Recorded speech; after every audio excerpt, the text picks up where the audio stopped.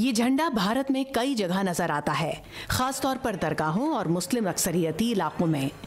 लखनऊ के शिया वक्फ बोर्ड के चेयरमैन सैयद वसीम रिजवी कहते हैं कि चांद तारा मजहबी नहीं, सियासी निशान है, जो 1906 में ऑल इंडिया मुस्लिम लीग के लिए बनाया गया।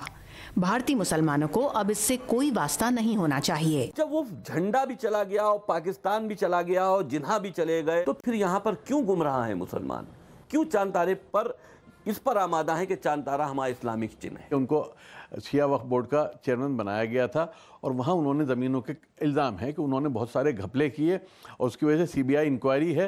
अब वो जब पकड़े जाने का उनको खतरा हुआ, बीजेपी की सरकार आ गई, तो उन्होंने more loyal than the master वाला एटीट्यूड ले लिया है। बाज़ भारतीय उलेमा की दलील है कि ये झंडा मुस्लिम लीग से कई 100 साल पहले से वजूद में है। ऑटोमन्स ने एक अपनी आइडेंटिटी के लिए, और most probably they were the neighbours और the rivals of the Christian world, तो उनके यहाँ ट्रिनिटी का एक पूरा वो था और क्रॉस थी, तो उन्होंने क्रॉस की जगह क्रिसेंट को इख्तियार कर लिया। कश्मीर के कई इलाकों में गैर कानूनी तौर पर पाकिस्तानी झंडा लहराने के बहुत से वाकयात सामने आ चुके हैं। सुप्रीम कोर्ट में दायर की गई दरखास्त में कहा गया है कि चांद तारे वाले परचम को गलती से पाकिस्तान का परचम भी समझा जा सकता है। चांद तारे का इस्लाम से कोई ताल्लुक नहीं है।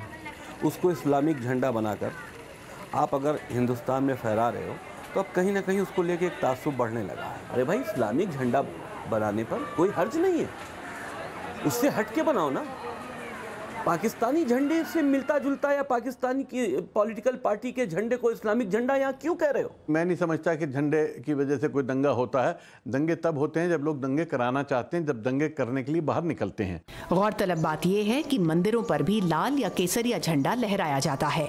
रितुल जोशी, उर्दू VOA, दिल्ली।